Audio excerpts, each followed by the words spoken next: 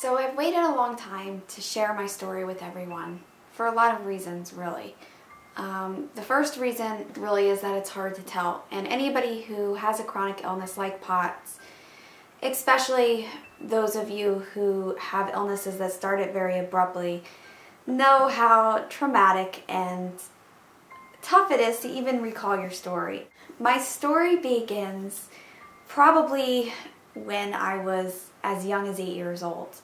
Prior to that, I had a pretty normal childhood, but I was never the kind of kid that wanted to play outside for hours. I was kind of content with just sitting in my room reading books and just quiet activities like that. So that was one thing that was different. And another thing that was different about me growing up was that I was always sick.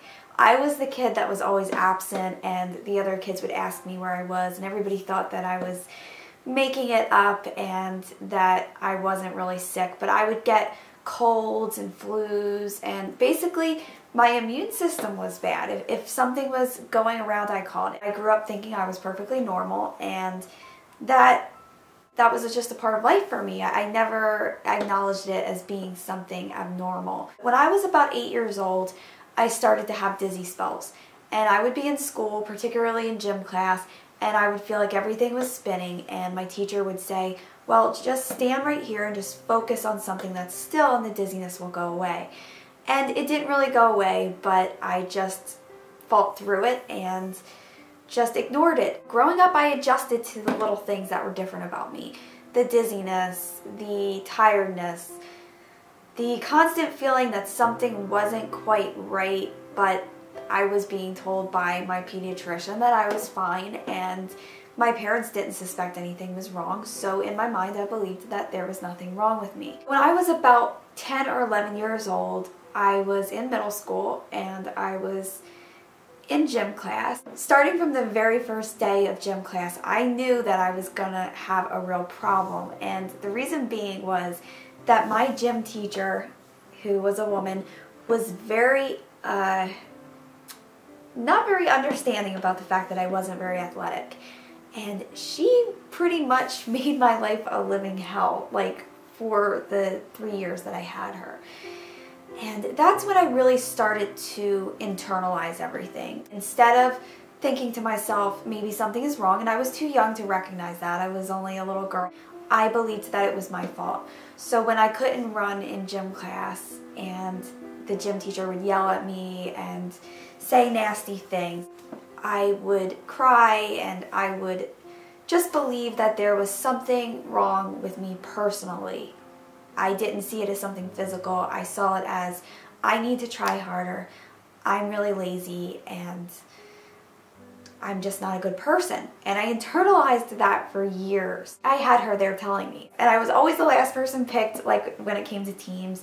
And the other kids made fun of me because I couldn't focus. If I was standing playing volleyball, I couldn't even focus on what was going on, because after about a couple minutes of standing, I was just gone. And the ball would like hit me in my face and all of those funny things that a lot of kids go through. It got to a point where I was terrified of gym class, and this put a huge stress on my life.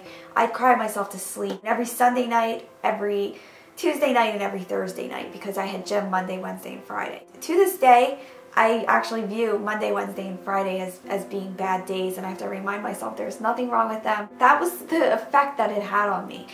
And I want people to know that, because there are kids right now with POTS and other chronic illnesses who are being treated unfairly by their teachers, whether it's gym teachers or regular teachers or their peers, and that's why awareness to me is so important.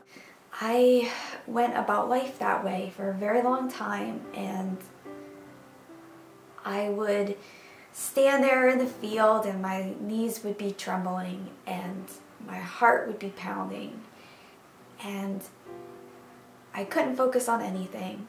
And then there was this gym teacher who would just come right up to me and say, "What is wrong with you? You're going to amount to nothing." And I was terrified of this woman. When I went to high school, I went to an amazing high school. I made great friends. I had a wonderful experience there, and I started to feel a little bit better for whatever reason. But I still had all the basic things. I was always tired. I had a hard time waking up in the morning. I would wake up, go to take a shower, end up on the bathroom floor asleep. I just had no energy. And I always had to have a lot of motivation and a lot of drive to compensate for the fact that I didn't have the physical energy. And I learned to do that, and to this day, that's really how I run my life. I get very passionate about things, and I get very driven, and that makes up for the fact that I might not always have the greatest energy level. Growing up, my favorite band was Hanson. They were 3 long-haired kids from Oklahoma. I thought they were amazing, and what I really loved about them was a song that they had written called Weird, and it was about not fitting in and being an outsider, and I could relate to that because of my experiences in gym and in school in general. And I really used them as a way to comfort myself during these times, and decided when I was 19, after years of being a fan, and of course I was not nearly as big of a fan as I was when I was a kid, but I still admired them, and I was actually writing for their website here and there, and it came up that there was going to be a concert in Oklahoma, and that Hanson was going to show a premiere of their documentary that they had just filmed. So I, being somebody who really liked to kind of take life and do everything that I could, and actually before this concert I was going to a lot of concerts, and I was getting through them. I mean, I always had some moments where I was like, wow, I don't feel quite right, but I pushed through it. I would push myself to the extreme because I just wanted to experience everything, and I wanted to take advantage of every opportunity that I had, and I did just that.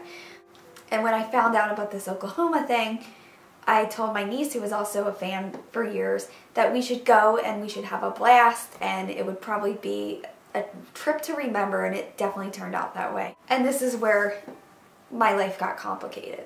We had a great time. We saw Hanson, we watched their documentary. We felt independent. We were on the top of the world. There was a moment where we just stood there and I said, wow, this is like too good to be true. This is really just amazing. On the last day there, I woke up, I went to the bathroom, and the first thing I noticed was that my urine was brown, darker than I had ever seen it. But I thought to myself, I just need to eat something, and so my niece and I started to walk to a cafe, and on the way there, the sounds got muffled and I couldn't hear, and my vision started to gray, and my knees got really weak, and all I could think of was, I am dying. Like, my whole life flashed before me, and I dropped to the ground, and I can remember my niece grabbing my hand and trying to pull me up, and I said, something's wrong, you've got to get help, something is really, really wrong. And what was terrifying was we were only 19, and it was only the 2 of us on this trip, and I feel horrible to this day that she was put in that position because it had to be just as scary for her. She ended up getting a peanut man to call an ambulance, and I had to be taken away by golf cart onto this ambulance, and I was driven to the hospital, and I remember that ambulance ride, my heart was just pounding away, and that was the very first time that I would hear the word tachycardia. I had never heard it in my life. And I asked the EMT, am I going to be okay? Like, am I going to die? And he said, and you know how EMTs are and doctors, they won't give you straight answers. And he said, I don't think so. I think you're okay. And I said, but this has never happened to me before. It was like 1 minute I could see, and the next minute I couldn't, and I was losing consciousness, and I was coming back, and when I would come back I would yell and say, am I going to be okay? And a couple seconds later I'd be unconscious again. So I was taken to the hospital, and there I was told that I was severely dehydrated.